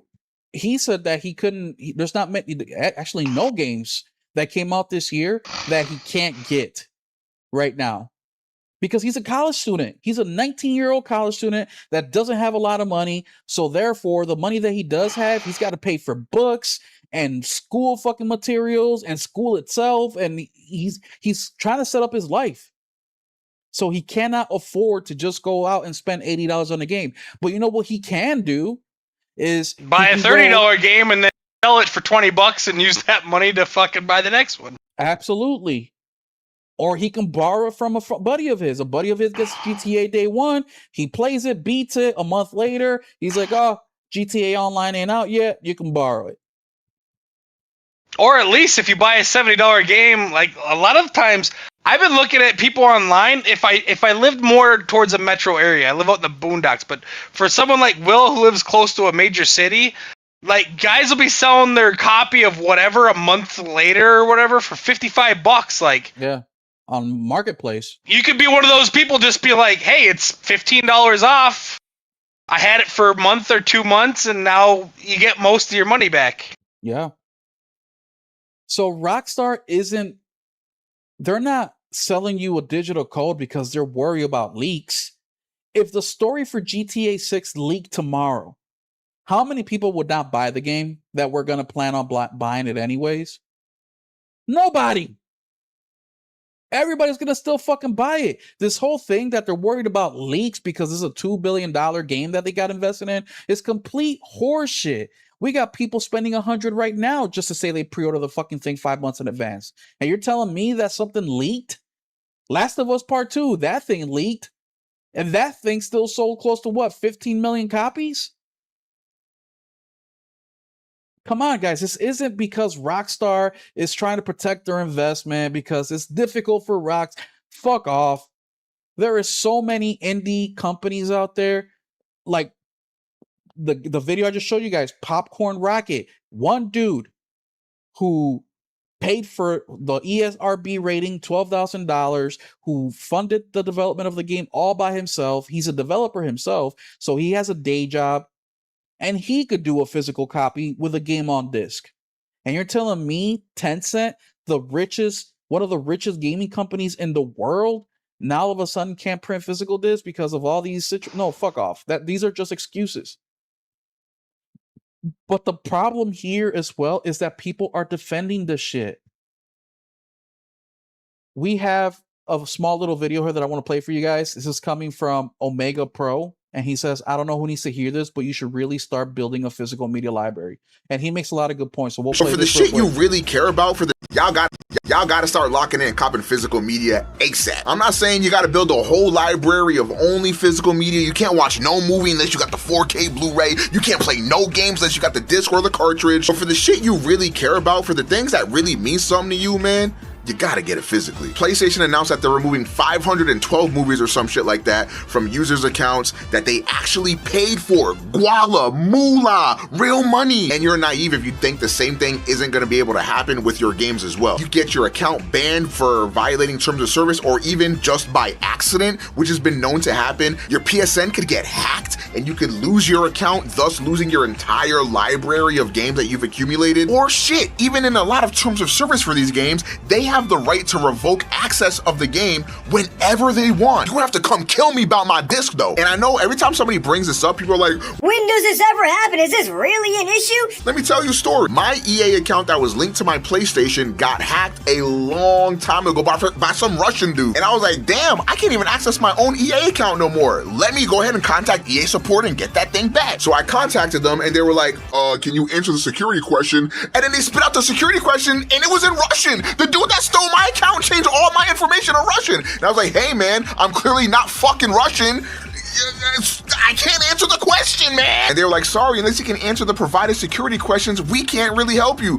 Brother, I'm not Russian. And so now to this day, I can never play an EA game on my PlayStation ever again because the EA account that was linked to my PlayStation, I no longer have access to, which means any game that I had on that account is just gone now. And with accounts being compromised left, right, and center, your information on this site, your information on that site, you too could lose it all. But you're gonna have to pry my physical copy out of my cold dead hands, little pup. So build your physical library of things that mean the most to you while you still can, and always apply pressure for physical releases for our media. Bring back physical.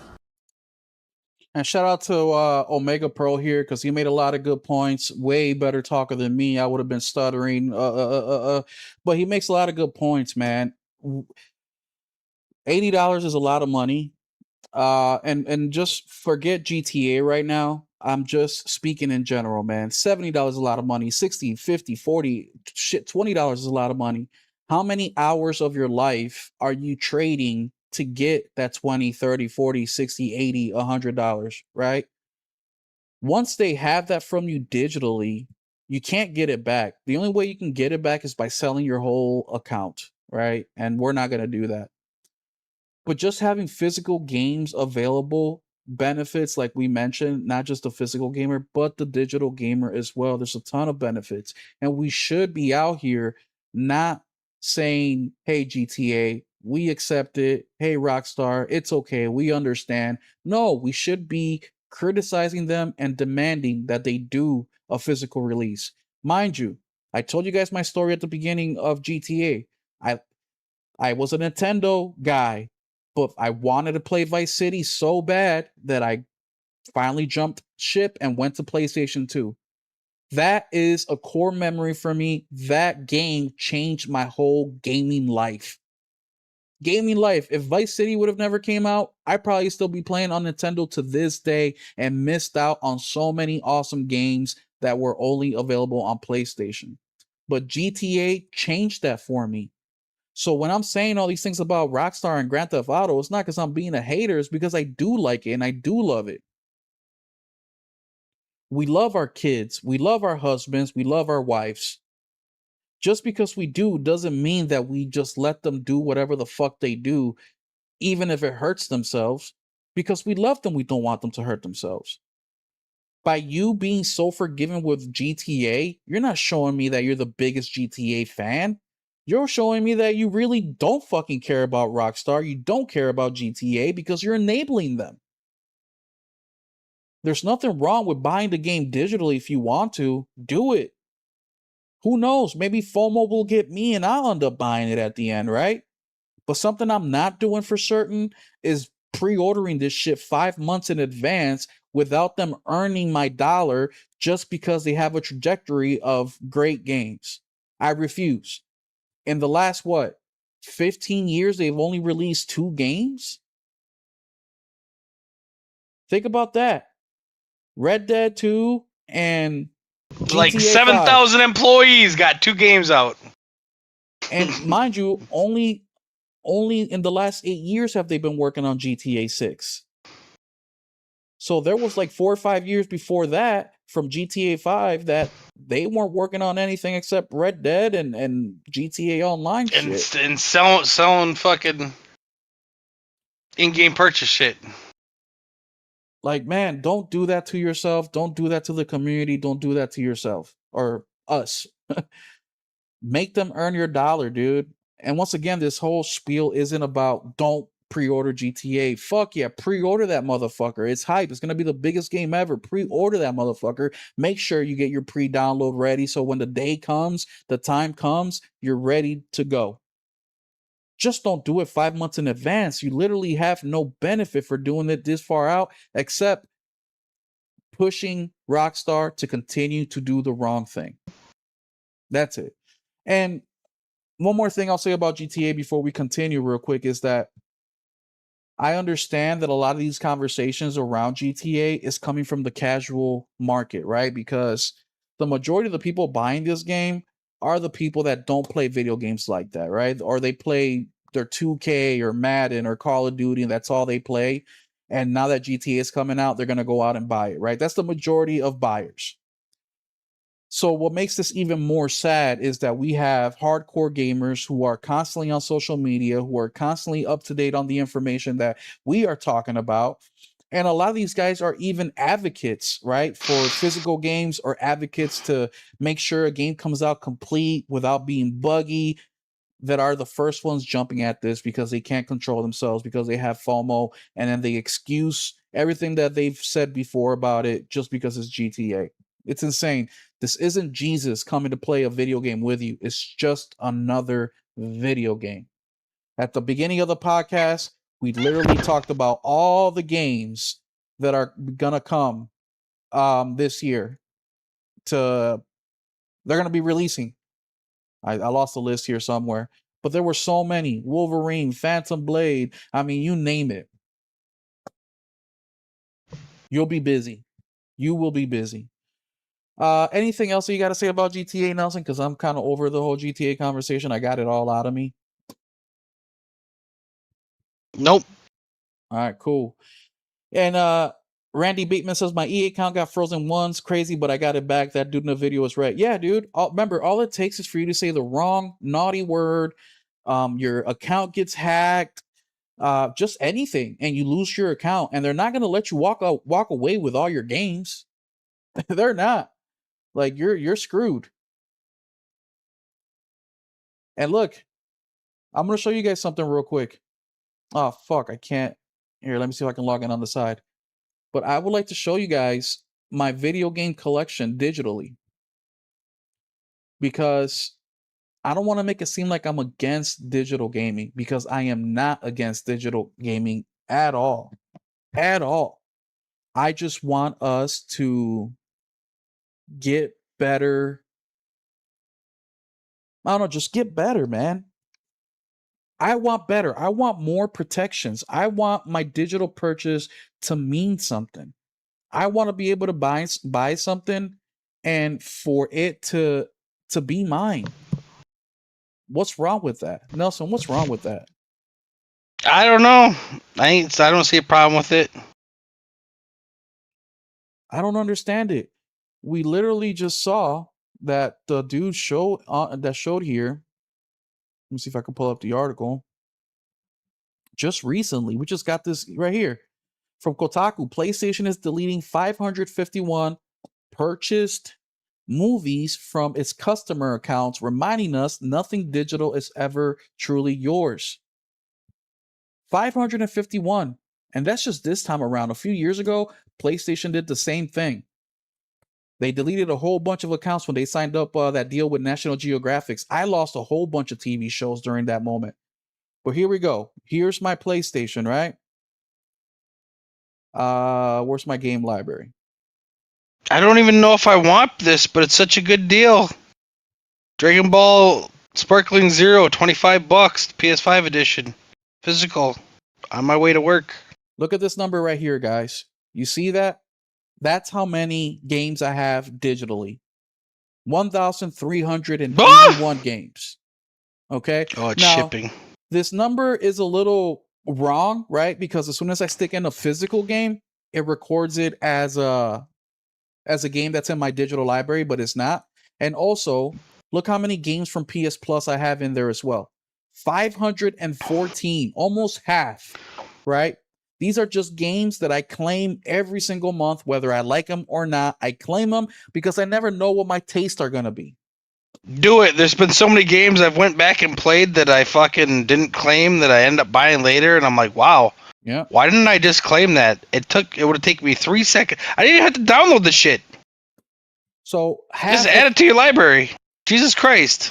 Half of my collection are PS Plus games. Another 30-40% are games that I own physical, but once I put them in, it registered as a digital game. But I still have digital games that I bought. For example, right here, Darksiders War Master Edition. That was a $10 upgrade. The time I got reincarnated as a slime, I made a video about that. That was like $8. Ultra Despair Girls, that was like $6, $7, right? So I do take advantage of digital games when they're super cheap and super affordable. but I just don't go out and give them $70, $80 because at any moment, this shit could be gone.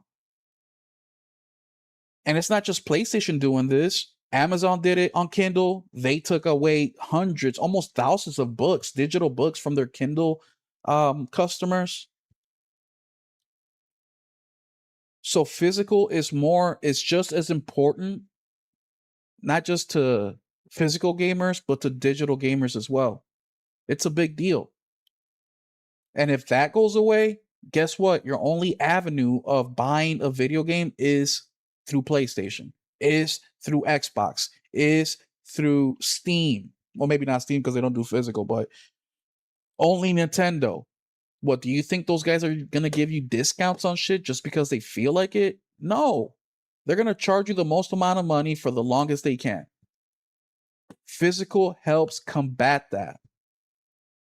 Now, the one thing that digital does really well is all those games that I mentioned that I got for $5, $4, $6, but that is years and years and years later.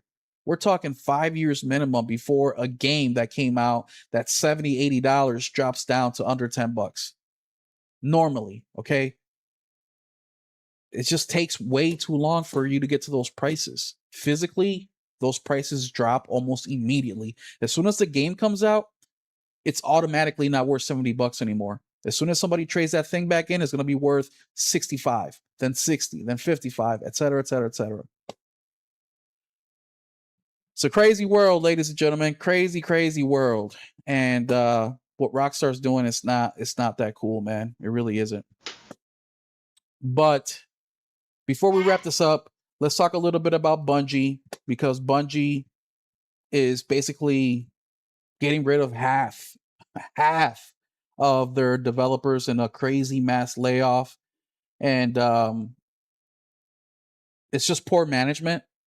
But Nelson knows a little bit more about Bungie. So Nelson, what do you have to say about Bungie's layoffs where they're letting go of half of their team there? Hey, when you buy a company that's supposed to be making 150 to 300 million a year and they're not making a fraction of that, something's got to go. Yeah. I mean, they bought. I mean, when they knew what kind of money they had to make to maintain their independence and all that. And would you shut up? Goddamn kids, man. I don't care about Ghost of Tsushima. He's running around with this sword. Ghost of Tsushima.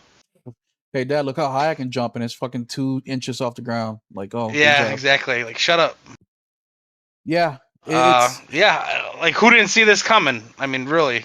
So, you know how I always you got say, 1,300 people, and you can't pay your bills, like, fuck.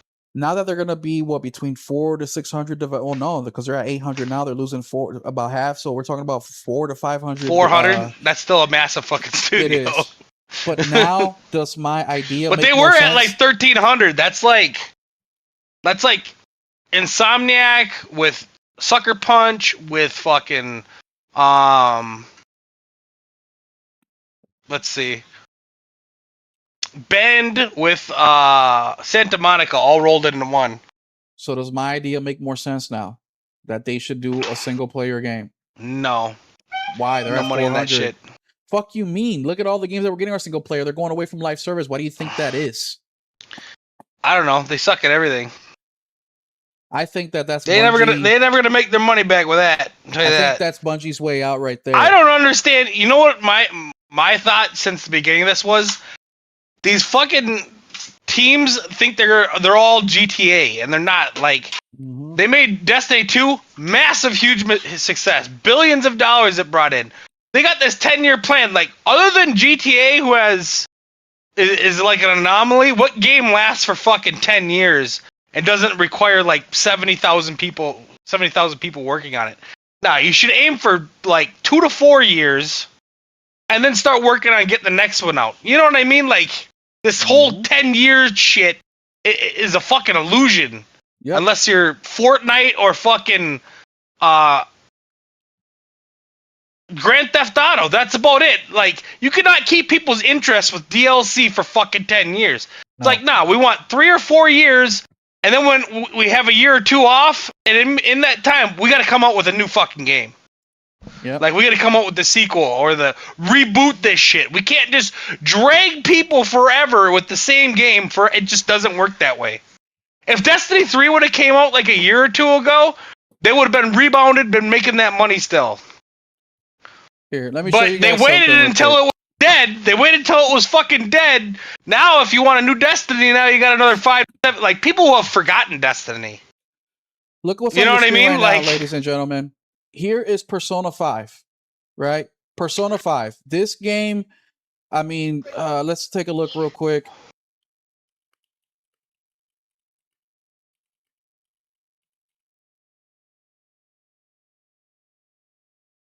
So 13 million units worldwide, according to Google's AI, right? 13 million. Check this out.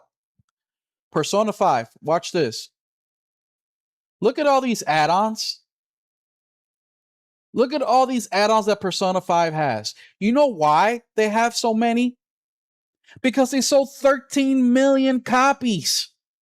So there's people that love this series, that love the characters, love the game, love everything about it. I still haven't played it completely yet. I'm still kind of going through it because turn-based is not my thing, but I'm chugging it. And you know what? I fuck with it. I love the music. That jazz is so dope. I love the art style. It's super cool. The combat is better, but a turn-based is not my thing. But check this out. Look how many add-ons this game has.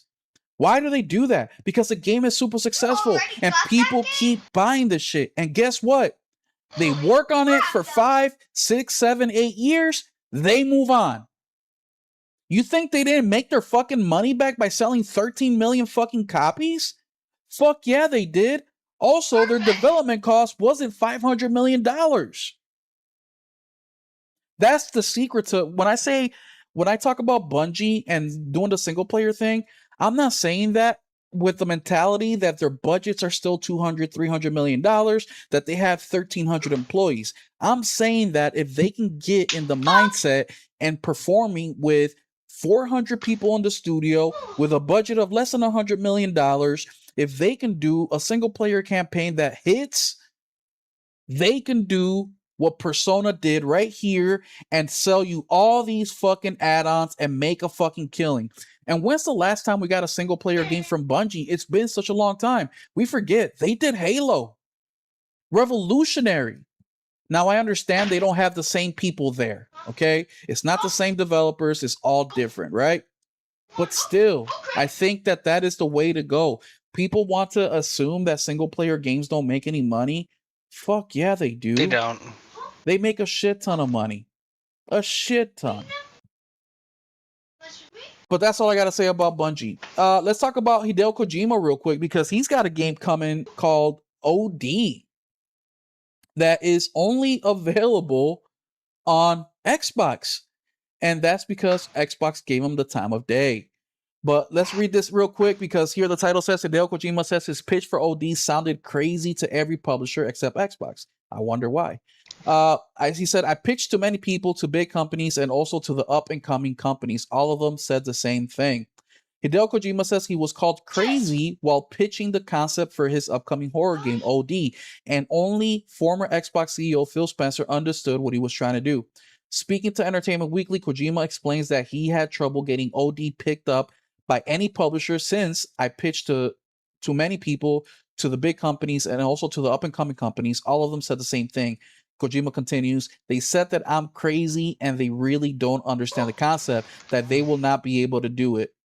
First unveiling during the Game Awards, OD claims it's going to be a horror experience no one has ever seen before, and it's being made in collaboration with the likes of horror director Jordan Peele and a large group of collaborators. Kojima's calling his Avengers OD concept and namesake is for the players to overdose on horror, with Kojima hyping it up as the game that goes beyond limits of scariness. The idea ultimately appealed to Phil Spencer, who understood the concept and took it on board. Currently, Xbox CEO Asha Sharma also calls it the project a deeply moving game. She adds, I've got great artists and creatives that can pick a great game better than I can, and so I want to give it space. But most important, I think it just represents another kind of game. So Phil Spencer greenlit this thing. Asha is continuing with the promise that Hideo did. Nelson, if Kojima came up to you, you had the money and the capability with a crazy concept that everybody says no to. Do you say yes? And why? Yes, because I have nothing to lose. Plus, Yeah. Xbox is going to have patience because they can't get anybody to make anything for them. Yeah, absolutely. I can basically triple charge whatever it costs me, and they'll still be happy about it. Facts. Yeah, the way, I ain't gonna lie, man, if you were here at the beginning, I played a song from Death Stranding 1. Don't be so serious. It's such a banger of a song. Kojima has got a very talented mind. He's a very good creative. I'm not his biggest fan, but I can also appreciate him, right? So I'm excited to see what he does with that. But I wanted to bring that up because I feel like it's been already 3 years and maybe a lot of people forgot about it. So I just wanted to bring it up, bring it to attention. Don't forget that Kojima is working on another game called OD that will be an Xbox exclusive, and I can't wait to see more about it. And the last thing that I want to talk about is this little thing right here. The title of this article is called The Witcher 4 and Cyberpunk 2077 Studio wants to make more games without turning CDPR into a company that's going to be launching a big game every year. This is awesome because I have also been saying this, which Nelson disagrees with me, but look at CD Projekt Red. They agree with me as well. Basically what they're saying here, I'm not going to read the article, but they're saying, look, we love making the big AAA stuff that we come out every 5, 6, 7 years. And we want to continue doing that. And hopefully we can do more than just a couple a decade. But we also want to create smaller titles that we can release more consistently, more around the indie type of swag. Make remakes. More AA kind of stuff where it's not costing an arm and a leg to make, and something where our developers can flex their creative muscles. I agree with that. I got called stupid, retarded. I don't know what I'm talking about when I said the same thing about PlayStation. I said PlayStation is taking too damn long to release these big games. They need to do better. They have the IP. They can release Hey, more. did you enjoy that Sons of Sparta trash? I didn't. I did. That game sucks ass. For you. No, it's trash. For you. No, it's just trash. For you. Agree. Whatever. But besides the point, what, because one game may have failed in Nelson's eyes, we now got to give up on the rest? Fuck no. Yeah. And also, this is coming. Sons of Sparta was just... Make some shorter games. That's the easy compromise. Sons of Sparta Make was some a fucking shitty, AA games. a shitty decision all in its own. I mean, with Waifu coming out, I think that was a wrong game to make. But either way, I think more studios need to go this route. I think they definitely need to be dropping. In today's world, we live in a day and age where everybody, especially in video games, they're just complaining constantly about cost. Everything is so expensive. Video game development is expensive, blah, blah, blah, blah, blah. You hired these people, not me. But yet they don't do anything about it. They don't do shit. Their solution is, let's charge the customer more money and give them less. That is Rockstar's doing. That is exactly what Rockstar's doing with their Ultimate Edition. They're giving us less. I never asked you to have 400 people working in your HR department. Fuck. So this is a great way to supplement that income. If you're not willing to make budget cuts, if you're not willing to lay off the people that are not doing shit in your studio, you're doubling up, like Spider-Man 2, they had like 12 different writers. For what? You only had 2 writers for Spider-Man 1, and that game sold a bajillion copies. Why the fuck do you need 15 other writers for Spider-Man 2? Ghost of Yote, same exact shit. Ghost of Tsushima only had a couple writers, but Ghost of Yote had like 8 or 10. And half of those writers came from fucking the team that made Dragon Age Veilguard. Why are they doing this to themselves? So if you have PlayStation Plus, Agent Intercept is $3 right now. I'm very much enjoying it. I don't know what Agent Intercept is. Agent Intercept. Interceptor. Right? Intercept, yeah. Agent Intercept, like 007 Agent. Okay, why are you bringing this game up? This shit better slap. This shit because better it's be $3. Oh and it's awesome. God. This is a fucking bootleg game. Here, this is the game Nelson's talking about, guys. Just because it's $3, but yet games making fucking games like the Sparta is a piece of shit. This is way better than fucking Sparta bullshit. But this shit right here is worth $3 all fucking day, every day. All right, I'll buy it. Oh yeah. Add it to cart. There we go. $3. I'll take it. But yeah, man, I think this is a great alternative for these big developers. I think they definitely should be making smaller stuff. I think that they definitely should focus a little bit more on doing these things. Look, I use this example with PlayStation. There's nothing wrong with picking out 3 to 5 people out of your 400 personnel studio and say, "Hey guys, go in this little backroom corner. You have $100,000. Show me what you can create with $100,000 and then let the rest of the team see it. If there's potential, then invest more people, invest more money, and walk it slowly." You know who does that? Double Fine Studio does that. They have a competition every year where for a week they don't work on the game that they're working on. Each team, their job is to create a level, design a level, basically a slice, and at the end of the week they all vote on it, and whoever wins that level goes on the game. They did that for Psychonauts 2, and one of the teams that won, one of the guys that were part of that team, they actually ended up becoming a developer of the studio because he loved the experience so much. He was the documentary guy. He's the guy that recorded the little web series that they got going on. But he had such a great time creating this level. It turned out amazing. Everybody loved it, and he loved developing, so they brought him in as an apprentice. And to this day, this guy's still working there 10 years later. For You ain't gonna be working there much longer. Nah, he'll figure out a way to keep that studio, man. He's been keeping that studio alive for decades with little to no money. But there are a ton of ways that they can go about this, and I think this is a great way of doing it. But chat, what do you guys think about this? Am I completely off base? Is Nelson right? What do you think? Would you like to see more of these smaller kind of standing games from these big studios, or don't stick to your big AAA stuff? Don't worry about nothing else. And finally, getting back to our poll that I secretly made. And if you can see it right on the chat, it says, did you pre-order GTA 6? Yes or no? We have 20% said yes and 80% said no. So, like I mentioned, that is okay. If you want to pre-order the game, pre-order it, that's fine. But why do it 5 months in advance is crazy to me. But outside of that, I have nothing else. I want to go back and play Tokyo Xanadu EX. The sequel drops next month, only for the Japanese market. Hopefully they bring it to the West sooner than later. But Nelson, I've been heavy into Japanese games the last couple of months, man. That's the futures in the East. I'm telling you. So good. But yeah, but I'm playing the shit that you don't Fuck like. the West.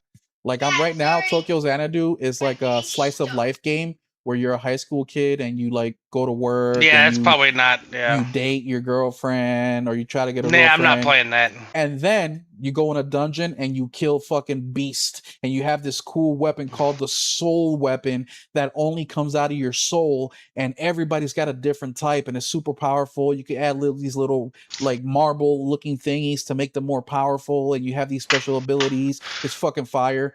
I also just beat Sakura Wars a couple weeks ago.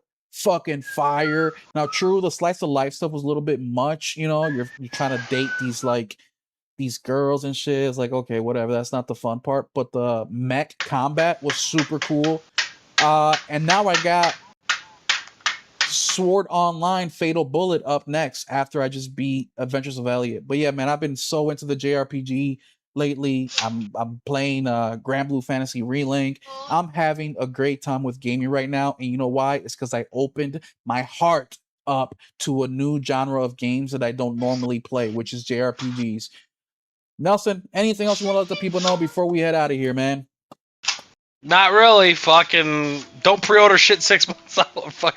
Do whatever you want with your money. Just fucking don't. I don't want to hear you bitch about if there's shit wrong with it or it ain't what you expected or anything like that. I'm the wrong person to bitch to. That's a fact, man. Yeah, it's like, come on, man. A digital game ain't going nowhere. You know, Rockstar isn't going. They ain't gonna run out. They ain't gonna run out of digital copies. I promise. Exactly.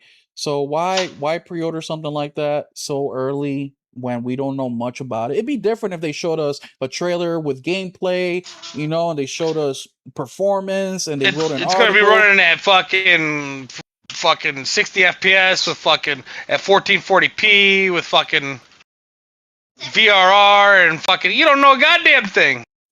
Yep. I don't understand it. And mind you, I would ask you guys, do you care if GTA 6 is at 30 frames per second? But I'm not going to ask that because I already know the answer. Your answer is yes, because you already pre-ordered the game 5 months in advance. Nothing Rockstar does will dissuade you. They're saints in your eyes. So yeah, if it's 30 frames, no, it's a good 30. It's smooth 30, right? That's what you guys will say any fucking way. So it doesn't fucking matter. But creative decision, creative choice. Yeah, creative choice. But no, thank you guys so much for hanging out with me and Nelson, man. I really do appreciate it. I'm so glad that Nelson's back with us. I miss my buddy. He doesn't like me anymore because he likes Warwana and Ball Dante now. But I missed him, and I can't wait to have him on again. For those of you guys, don't forget to hit the like button. Please help me out, man. We are growing. We're about to hit 4,500 subscribers and about 130 more. So please share the videos out. Let them know. I got some cool shit coming in the next few weeks. And by cool, I mean that I bought a whole bunch of cool games that I think you guys will be surprised because it's not stuff that you see in my collection. Oh, the other thing I want to show you guys real quick. Check this out. So I am going to share a link in the chat right now. Everybody that's on my Discord already has this link, but this link is for you to be able to see my physical. Yo, thank you, Alex. Alex says super chat. Nelson is funny as hell. Yes, he is. I'm gonna put a link right now on the chat, and this is for you to come and look at my collection. You can look at my collection right now with this link. Basically, there's an app that I pay for. It's free to you. There's nothing you have to do here. You just have to click on it. Enjoy my channel. Copy and paste it. Yeah, go to Nelson. Go to Nelson's channel. We'll post this in a second. But basically, you just copy the link, put it on your web browser, and you can check out my video game collection. This is all my physical games. So I have this app which I scan every game that I get in, and it organizes it for me. Now, this added date here, that's when I put the game on the app. It's not when I bought the date. I will go months and months without adding a game, and all of a sudden add like 50, right? So don't go by that. But here you can see that I have 738 total games in my collection, and they're broken down by console. For the Switch, we have 68. Switch 2, we got 7. PlayStation 2, we got 1. PS3, we got 33. PS4, we got 187. PlayStation 5, we got 394. PlayStation Vita, we got 1. Xbox 2, Xbox 360 15, Xbox One 18, and Xbox Series X 12. The only games that I'm missing here are my Nintendo DS games and my Super Nintendo games. I haven't put those on the app yet, but they will be updated in the next day or two. I am also working on exporting all my digital games and putting them on the app. The problem with that is I have to do them one by one, guys. One by one. And it's a pain in the ass. So that's going to take me a much longer time. But remember, out of the 1,300 digital games that I showed you, only about 400 are ones that I actually bought, because the rest are PS Plus games and physical games that I put in the console that get registered as a digital game.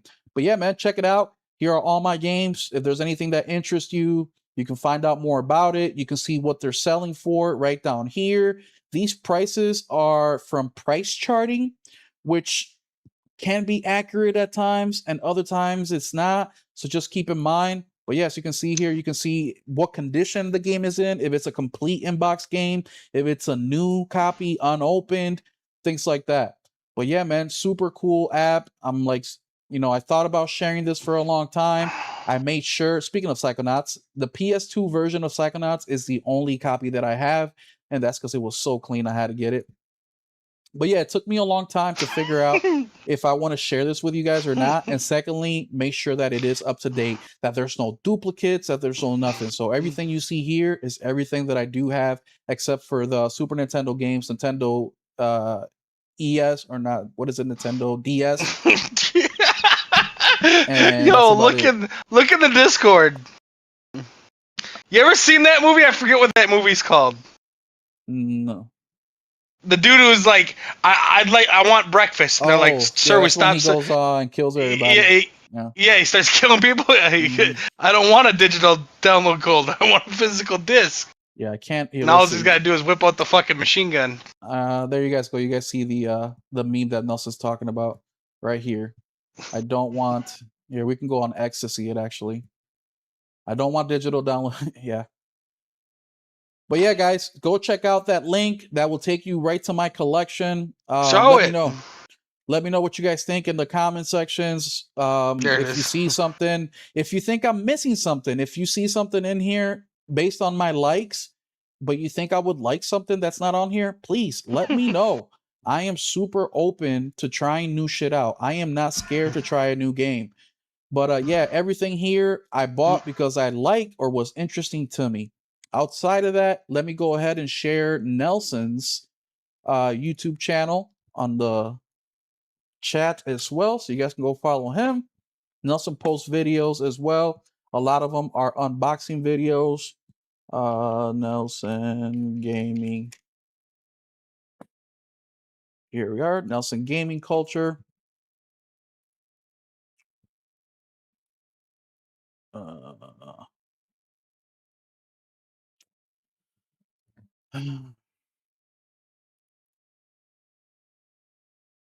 There you guys go. But once again, thank you guys so much for hanging out with me and Nelson. Go follow Nelson. Link is in the description or in the chat. I will add it to the description. But Nelson, anything else you want to let the people know? Nope. Don't pre-order digital games way the fuck out. Yeah, don't pre-order digital games fucking 4 years in advance. It's not gonna wait sell for out, wait for reviews. You know how the damn game first.